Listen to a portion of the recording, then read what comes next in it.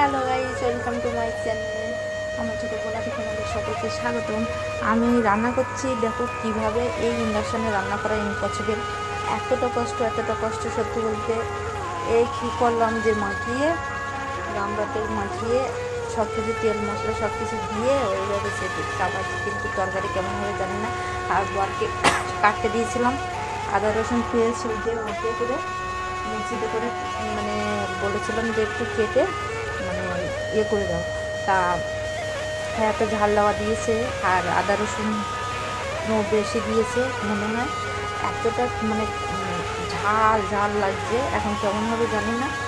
ঝাল সেও খেয়ে বলছে ঝাল লাগছে, আর আমিও খেয়েছি ঝাল লাগছে, এখন কেমন হবে জানি না। আর এইভাবে রান্না করা পুরো কাঁচা কাঁচা মতো লাগছে দেখতে। দেখো আমার কেমন হবে আমি বুঝতে পারছি না।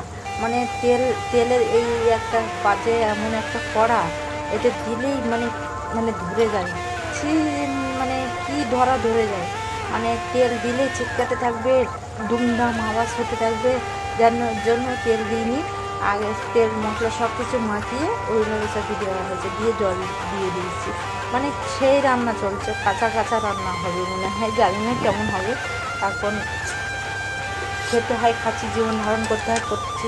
আর গ্যাস পড়ে গেলে সত্যি বলতে এতটা কষ্ট। দুখানা গ্যাস, একটা নেওয়ার পরে আরেকটা নেওয়া হয়, আজকে মানে টাকার জন্য আর নেওয়া হয়নি। মানে সেই অবস্থা চলিতেছে। আর সংসার জীবনে যে এতটা কষ্ট, যারা সংসার করছে তারাই জানবে, আর যারা না করছে তারাই জানবে। আর তোমাদেরকে একটু দেখায় বাইরে দৃশ্য, দেখো আলু জ্বালিয়ে, ও আলু নিভিছে না, আলু ওই যে ওখানে তো নিভিয়ে দিয়েছে, ওখানে খালি একটা জ্বলছে। আর 70টা আলু জ্বলছিল, এতক্ষণ বক বক করছিল, আর ওরকমই বক বক করতেই থাকে। আর রান্না করে নিই, ও বকছে, বকতে থাকুক, আমি রান্না করে নিই। রান্না তো করতেই হবে, আর যা হোক খেতেই হবে, কিছু করার নেই। আর এইভাবে এতটা খিদেও পেয়েছে, পেটের চোঁচড় করছে। দুপুরবেলা খাওয়া হয়নি, আগের দিন মানে সময় মতো ঠিক খাচ্ছি না, একদম বলতে খাওয়াই হয়নি। আর ওই বর পান্তা খেয়েছিল, মানে আমাদের সেই রকম অবস্থা চলিতেছে। আর কষ্টের কথা বললে মানুষ আরও কষ্ট পেয়ে বসে, এটাই হয় দুনিয়ার নীতি। আর যাই হোক, আমার কষ্টটা আমি তোমাদের সাথে শেয়ার করি, তোমরা আমার বন্ধু। আর সত্যি বলতে আমার অনেকটা পেটে খিদে আছে, আর অনেকটা শরীরও খারাপ, এতটা শরীর খারাপ কি বলবো, খুব কষ্ট হচ্ছে। শরীর খারাপের জন্য আরও মাথা ব্যথা এতটা ঘুরছে, তারপর আবার না খেয়ে, মানে আমার আরও না খেয়ে আরও মাথা ঘুরছে। যাই হোক, আর এরকমভাবে আমি কষ্ট করি।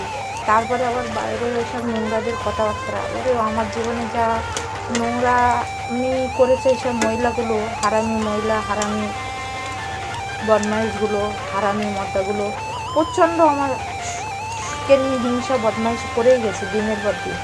আর সব সময় এখন চিল্লাচ্ছিল সেই মোটা হাসিটা। যাই হোক, অনেক কিছু বলে ফেললাম।